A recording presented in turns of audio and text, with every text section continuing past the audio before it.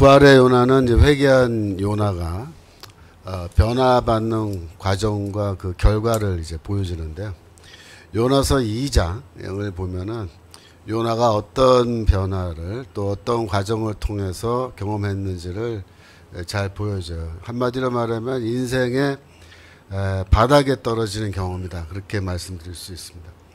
자신이 갖고 있는 모든 것 다 잃어버리고 자신의 프라이드, 자신의 자랑 다 잃어버리고 그렇게 하는 거죠. 그래서 이 인생의 그 바닥에 한번 떨어지는 그런 경험을 한 사람과 그런 경험을 하지 않은 사람은 인생을 살아가는 그 깊이가 서로 다르다. 이제 그렇게 전 목사님께서 말씀하신 거죠.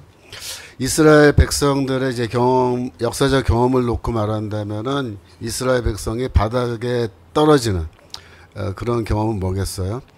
그러니까 나라가 망하고 성전이 무너지고 바벨론의 포로로 끌려와서 바벨론에 막 도착했을 때의 그 이스라엘 민족의 모습, 그게 뭐예요? 바닥에 떨어진 요나의 모습과 같은 거죠. 우리 인생에서도 이제 그런 경험을 하게 됩니다. 그런데 그 인생의 바닥에 떨어졌을 때 사실은 그 전에 경험할 수 없었던 깊은 변화가 이제 시작될 수 있다는 겁니다. 그 요나서 2장 2절에 보시면은 요나가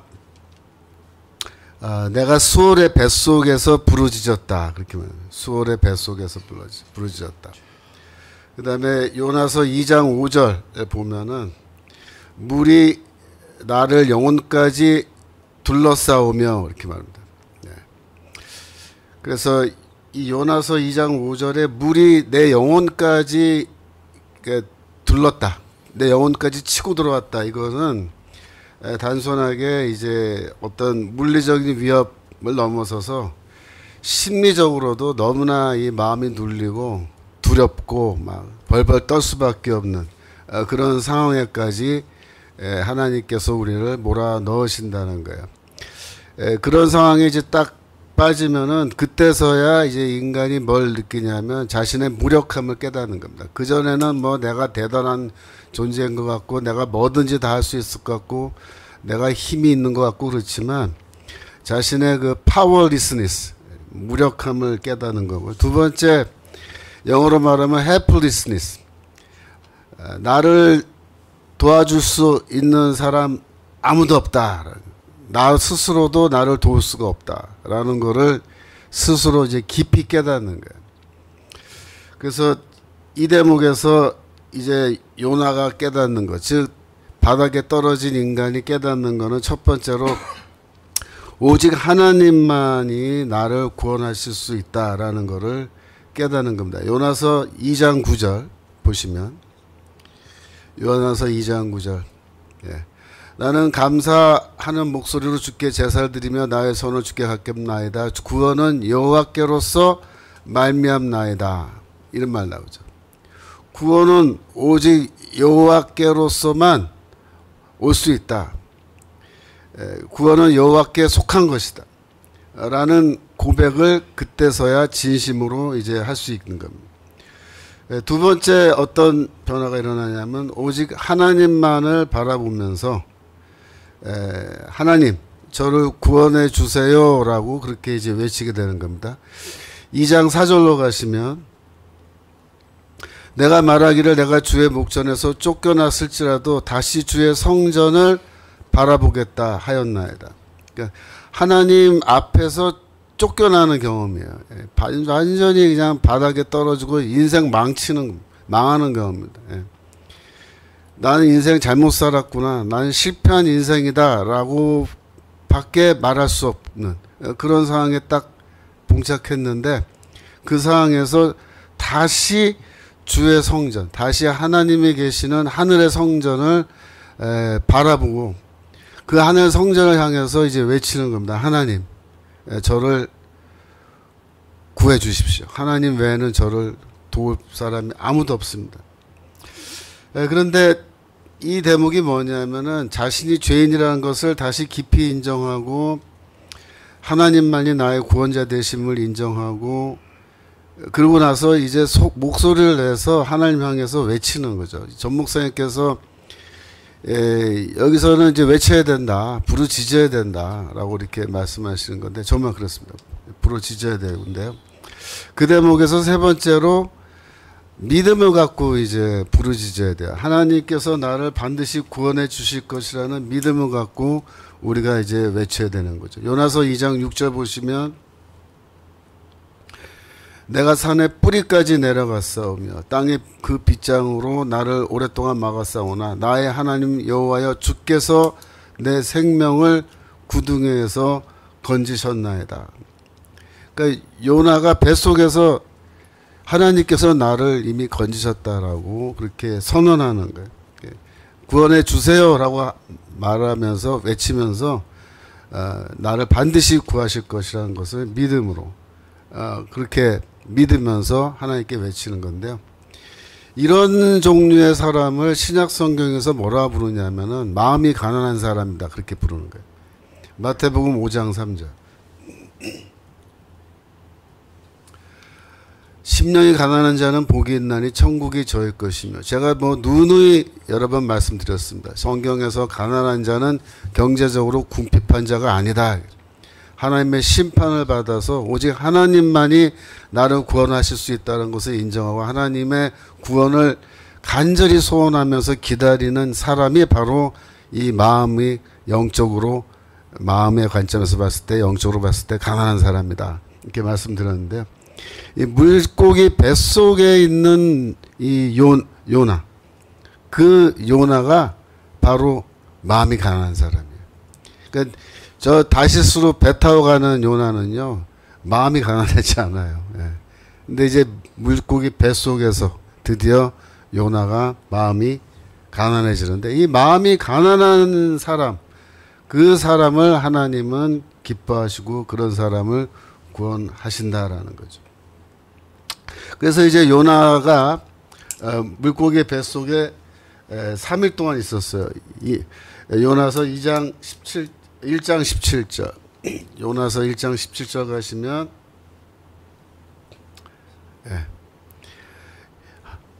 요나가 3일 3야를 물속의 배에 있으니라 라고 되어 있죠. 근데 묘하게도 이제 예수 그리스도께서도 무덤에서 3일 동안 계셨던 거죠.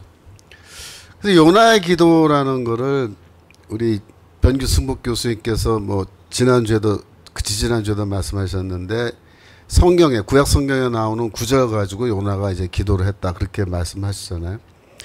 근데 이 요나의 기도를 이제 자세히 살펴봐야 되는데, 이게 그 예수 그리스도의 어떤 그 죽음, 특별히 이사야서에 나오는 주의 종의 노래하고 뭐 직접 인용은 아닙니다만은 내용상 굉장히 유사한 게 있습니다. 요나와 예수 그리스도는 왜 또 비슷하냐? 요나도 심판을 선포했어요. 종말을 선포한 거고, 예수 그리스도도 심판을 선포하시고 종말을 선포하신 거죠. 마태복음 11장 20절.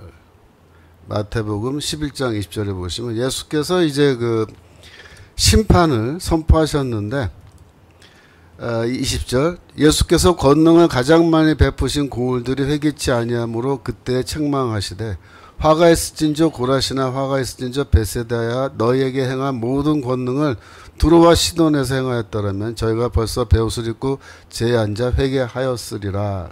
이런 말씀하세요. 그 권능을 행했다는 것은 이적을 행했다는 거예요. 그러니까 예수께서 심판의 메시지를 전하시면서 동시에 이적을 행하시면서 자신이 어떤 존재인지, 자신이 전하는 메시지가 얼만큼 신뢰할 수 있는 메시지인지를 다 직접 보여주셨어요. 그럼에도 불구하고 이 고라신과 베세다라고 하는 유대인들이 사는 동네는요, 눈 하나 깜짝 안 했대. 깜짝 안 했대. 그러면서 하시는 말씀이 두로와 시돈, 그죠? 이 이방인이 사는 동네인데, 거기서 차라리 내가 이런 권능 행했더라면 이방인들은 벌써 제에 앉아서 회개했을 것이다 이거죠. 이게 다 어떤 말을 어떤 사건을 염두에 두고 이렇게 하시는 말씀이냐면 이게 다 니느웨 사람들을 염두에 두고 이렇게 말씀하신 거예요. 니느웨 사람들 요나서 3장에 보면은 바로 어떻게 했습니까? 요나의 메시지 듣고 곧바로 그냥 회개로 들어갔어요. 곧바로 회개. 근데 이 유대인들이 사는 마을에서는 아무도 회개를 안 하더라. 마태복음 12장 38절. 그러면서 이제 뭐라 그러냐면은 오히려 예수를 죽이려고 하는 거죠. 예레미야에게 했던 것처럼. 마태복음 12장 38절 보시면은 그때 서기관과 바리새인 중 몇 사람이 말하되 선생님이여 우리에게 표적 보여주시기를 원하나이다. 이렇게 하니까 이 예수께서 뭐라고 대답하시냐면 악하고 그다음 39절 악하고 음란한 세대가 표적을 구한다. 그러면서 요나의 표적밖에는 보일 표적이 없다 이렇게 대답하셨어요. 요나는요 그 요나서 보면은 이적을 행하지 않았어요. 아까 조 목사님 말씀하신 것처럼 회개 이렇게 살살 몇마디 했다고 하시는데 회개했단 말이에요. 이적도 안 보여줬는데. 근데 예수께서는 이적까지 보여주면서 큰 이적 보여주면서 회개하라 그러는데 회개 안 하는 거예요. 불신앙이죠. 그래서 이 악하고 음란한 세대가 이 표적을 보여달라는 거는요. 왜 그러냐면은 신명기 13장 1절 신명기법에 보면은 예언자에 대한 율법이 있는데요. 예언자가 나타나면은 그 사람이 참 예언자인지 거짓 예언자인지 분별을 해야 되잖아요. 그런데 분별하는 첫 번째 이제 단계가 뭐냐면 야, 너 정말 예언자 맞으면 이적이라도 좀 행해봐라 이렇게 말하는 거예요. 13장 1절 너희 중에 선지자나 꿈꾸는 자가 일어나서 이적과 기사를 내게 보이고 내게 말하기를 내가 본래 알지 못하던 다른 신들을 우리가 쫓아 섬기자 하며 이적과 기사가 그 말대로 이룰지라도 3절 너는 그 선지자나 꿈꾸는 자의 말을 청정하지 말라 이렇게 되어 있습니다. 여기서 선지자 꿈꾸는 자는 이건 다 이제 선지자 말하는 건데 환상을 본 말한 거죠. 그런 사람이 이제 나타나면은 야 그러면 이적과 기사 좀 행해봐 그랬을 때 이적과 기사를 일단 행해야 돼요. 그것조차 행하지 않으면 사람들이 됐어요 가보세요 그리고 아예 메시지도 들으러 하지 않는 거예요. 근데 예수가 정말로 참된 선지자냐 그걸 테스트하기 위해서 예수에게 표적을 구하고 예수가 이적을 행해 보이시죠. 그 다음에 이제 예수가 정말로 메시아냐 말이에요. 그럼 더 큰 표적을 보여달라. 더 큰. 하늘로서 오는 표적, 뭐 큰 표적, 어마어마한 표적을 보여달라. 그래서 그런 표적도 막 보여주세요. 물고기 2마리, 떡 5덩이로 5,000명 먹이시는 그런 이적도 행하시고, 뭐 죽은 자도 살리고, 뭐 별의별 표적 다 행했는데도 이 인간들이 끝까지 뭐라냐면 표적 보여달라, 표적 보여달라. 그게 뭐예요? 안 믿겠다는 거예요. 안 믿겠다는 거예요. 안 믿겠다. 믿기 싫다는 거예요. 그래서 예수께서 뭐라고 말씀하시면 마태복음 8장 11절 마태복음 8장 11절 또 너에게 이르노니 동서로부터 많은 사람이 이르러 아브라함과 이삭과 야곱과 함께 천국에 앉으려냐. 동서로부터 많은 사람이 온다. 누구겠어요? 이방인을 말한 겁니다. 12절 나라의 본 자손은 바깥 어두운 데 쫓겨나 거기서 울며 이를 갈미 있으리라. 지금 무슨 말이냐. 예수께서 이렇게 말씀하신 거예요. 내가 유대인으로 태어나서 유대인들을 찾아가서 이렇게 복음 전하고 회개하라고 외치는데 이 나라의 본 자손들은 들은 척도 안 한다. 근데 요나의 때처럼 지금도 저기 이방인들은 그냥 한마디 툭 던져도 그냥 회개하고 돌아온 이런 일들이 지금도 벌어진다. 그래서 마태복음 12장 41절 마태복음 12장 41절 심판 때에 니느웨 사람들이 일어나 이 세대 사람을 정죄하리니 이는 그들이 요나의 전도를 듣고 회개하였으며니와 요나보다 더 큰 이가 여기 있으며. 니느웨 사람들이 일어나라고 할 때 이때 동사가요. 헬라어로 아니스템이라는 동사예요. 아니스템이. 아니스템이라는 동사가 무슨 동사냐면 부활을 나타내는 동사입니다. 명사형이 아나스타시스인데 그게 부활이라는 단어거든요. 니네 사람들이 일어나는 뭐냐면 부활하여 이런 뜻이에요. 그들이 2세대 사람들을 심판한다. 왜? 니네 사람들은 요나의 전도 듣고 회개했다. 근데 나는 요나보다 더 큰이다. 내가 말하는데도 안 들어. 42절 심판 때에 남방 여왕이 일어나 2세대 사람을 정죄하리니. 여기서 일어나라고 할 때 에게이로라고 하는 동사의 수동형인데 에게이로가 뭐냐면 일으키다. 일으켜져서. 그래서 이건 뭐냐면 부활을 나타내. 마찬가지로. 그래서 남방 시바의 여왕이 부활하여 2세대 사람을 정죄한다. 왜냐? 그가 솔로몬의 지혜로운 말을 들으려고 땅끝에서 왔는데 솔로몬보다 더 큰 이가 여기 있다. 내가 솔로몬보다 더 큰 이다. 근데 너희들은 내 말 들으려고도 하지도 않고 어떻게 하겠다는 거냐. 그래서 마태복음 16장 4절 다시 한번 보시면 마태복음 16장 4절 여기에서 요나의 표적 외에는 밖에는 보여줄 표적이 없다 라고 말하시면서 떠나가셨다. 그래서 요나의 표적이 뭐냐? 요나의 표적.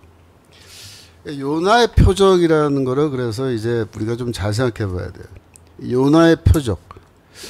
요나가 보여준 표적입니다. 요나가 뭘 보여줬냐면 미래의 예수 그리스도를 보여줬다. 그런 의미입니다. 그래서 요나는 미래의 예수를 보여주는 하나의 표적이었다. 예수가 그런 의미로 말씀하신 거예요. 그럼 왜 요나가 나를 보여주는 예수를 보여주는 표적이냐? 요나와 예수 사이에 어떤 유형적 일치가 있다라는 겁니다. 유형적 일치. 첫째로 어떤 일치가 있냐? 요나와 예수는 둘 다 물속에 던져졌다. 이렇게 말할 수 있습니다. 요나는 뭐 물속에 던져진 거 설명할 필요 없죠. 그러면 예수도 물속에 던져졌다라는 걸 설명해야 되는데 이 시편 69편 1절 시편 69편 1절 이 시편 69편 1절이 하나님이여 나를 구원하소서 물들이 내 영혼까지 흘러들어가는 나이다. 2절 내가 설 곳이 없는 깊은 수렁에 빠지며 깊은 물에 들어가니 큰 물이 내게 넘치나이다. 3절 내가 부르짖음으로 피곤하여 내 목이 마르며 내 하나님을 바람으로 내 눈이 쇠하였나이다. 뭐 이래가지고 이 깊은 물 속에 빠진 이 어떤 분이 이게 나를 구해달라고 이렇게 기도하는 건데 시편 69편은 요나의 기도처럼 들리죠. 그죠? 그런데 이 시편 69편 21절로 내려가시면 시편 69편 21절 저희가 쓸개로 나의 식물로 주며 가랄 때 초로 마시었다 라는 내용이 나옵니다. 이게 어디랑 연결되냐면 마태복음 27장 34절에 쓸개탄 포도주를 예수에게 마시게 한 거예요. 그죠?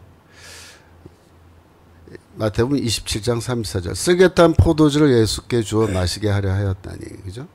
그 다음에 그 아래 48절로 내려가시면 거기에 해용을 가지고 신포도주를 머금게 하여 깨어 마시게 하였다라는 내용이 나오는데 이게 초를 마시게 한 거예요. 시편 69편 21절에. 그러니까 이 시편 69편이 예수의 십자가 죽음과 관련이 깊어요. 또 25절로 69편 25절로 내려가시면 저희 거처로 황폐하게 하시며 그 장막에 거하는 자가 없게 하소서라는 이 말씀 나오는데 이 말씀은 사도행전 1장 20절에 인용이 돼요. 사도행전 1장 20절에 가룟 유다가 그 자살해 죽은 이야기 그 이야기를 하면서 아겔담에게 하면서 시편에 기록했을 때 그의 거처로 황폐하게 하시며 거기 거하는 자가 없게 하소서 하였고 그죠? 이 말씀을 사도들이 인용하는데 이게 무슨 뜻이냐면 사도들이 시편 69편을 예수 그리스도의 십자가 죽음과 연결하여 그렇게 해석했다라는 거죠. 그걸 보면은 요나의 그 물고기 뱃속에서의 기도가 시편 69편에서 예수 그리스도의 기도로 그렇게 이해된 그런 장면을 볼 수 있고요. 두 번째로 자기 희생으로 다른 사람을 구한 거죠. 요나서 1장 12절에 나를 들어 바다에 던지라 그리하면 바다가 너희를 위하여 잔잔하리라 이런 말씀 나오는데, 이 바닷물이 막 이렇게 뛰노는 건 하나님의 진노. 근데 하나님의 진노가 이제 잠잠해지는 것. 영어로 pacification 혹은 propitiation이라 그러는데, 그게 바로 뭐냐면 하나님의 진노가 해소되는, 즉 하나님의 진노가 어떤 재물을 통해서 잠잠해지는, 해소되는 그 모습을 보여주는 거죠. 예수의 십자가 죽음은 바로 그런 죽음이었죠. 세 번째로 둘 다 사흘 동안 무덤 뱃속에 혹은 수월 속에 있었다 그렇게 되어 있는데요. 특별히 요나서 2장 1절 요나서 2장 1절 보시면 물속이 뱃속에 있었다 이렇게 되어 있고요. 2절로 내려가면은 수월의 뱃속에 있었다. 근데 그때 이제 뱃속 그럴 때 헬라어로 읽으면요. 코일리아라는 단어예요. 뱃속, 코일리아 속에 있었다. 그러니까 수월의 뱃속, 그는 헬라어로 읽으면 하데스의 뱃속이다. 그렇게 말할 수 있는 건데, 하여튼. 근데 마태복음 12장 40절에 보시면, 마태복음 12장 40절, 요나가 밤낮을 큰 물고기 뱃속에 있었던 것 같이 인자도 밤낮 사흘을 땅 속에 있으리라 그렇게 되어 있는데요. 그 땅 속이라는 말을 헬라어로 읽으면요, 땅의 카르디아 안에 있을 것이다 이렇게 되어 있어요. 카르디아가 뭐냐면 심장이거든요. 그래서 요나서에는 코일리아, 그래서 뱃속인데, 예수는 땅의 심장 속에 있을 거죠. 비슷한 표현이라고. 이게 인체 내부의 내장을 표현한 거기 때문에. 그래서 물고기 뱃속 혹은 수월의 뱃속 이런 말이 있는데, 땅의 뱃속, 땅의 심장 속 이렇게 말하니까 여기 표현이 비슷하단 말이에요. 그러니까 예수도 그러면 요나처럼 수월 속에 계신다고 말한 거 아니냐, 그렇게 이제 해석할 수 있어요. 이 사도신경에 보시면 예수께서 음부에 내려가사라고 그렇게 이제 내용이 추가되어 있는 전승이 있거든요. 그러니까 초대교회의 그 전승인데, 예수가 죽으신 뒤에 음부에 내려갔다 오셨다라는 거를 이제 얘기하는데, 우리가 지금 암송하는 데는 음부에 내려가사를 넣지 않죠, 물론. 근데 이제 학자들이 이 음부에 내려갔다 오신 거를 베드로전서 3장 19절, 베드로전서 3장 19절에 어떤 말씀이 있냐면은, 저가 또한 영으로 옥에 있는 영들에게 전파하시니라. 이거를 이제 가지고 옥에 갇힌 영들, 이거를 이제 음부에 내려갔다 온 걸로 해석해서 이 베드로전서 3장 19절 때문에 예수가 십자가 죽음 직후에 음부에 다녀오셨다라는 전승이 생겨난 걸로 그렇게 설명들 하는데, 제가 보기에는 이 구절이 아니고 마태복음 12장 40절에 때문에 음부에 내려갔다 왔다는 게 그런 전승이 생겨났을 가능성이 커요. 왜냐하면 땅 속, 물고기 뱃속, 그죠? 이게 요나서 2장 1절의 뱃속인데 2절로 가면 수월의 뱃속, 그게 음부거든요. 그래서 하여튼 이 예수가 물고기 뱃속, 그러니까 요나가 물고기 뱃속에 다녀온 경험을 예수가 그 음부에 내려갔다 오는 그런 경험으로 해석하는, 그런 것까지 가능할 정도로 이 요나의 죽음과 예수의 죽음은 굉장히 어떤 그 유사성이 있다. 마지막으로 네 번째로 둘 다 죽음에서 살아난 거예요. 요나가 물론 뱃속에서 죽지 않고 물고기 뱃속에서 살아 있었지만 거의 죽음 근처까지 다녀온 거고, 예수는 확실하게 죽으시고 다시 살아나신 거니까 둘 다 부활의 경험을 하는. 그래서 요나의 표적이란 뭐냐면은 요나가 죽었다가 다시 살아나는, 그죠? 죽음과 부활을 보여주는 하나의 예가 될 수 있기 때문에 요나는 예수의 죽음과 부활을 미리 예시하는 그런 역할을 하고 있다라고 볼 수 있어요.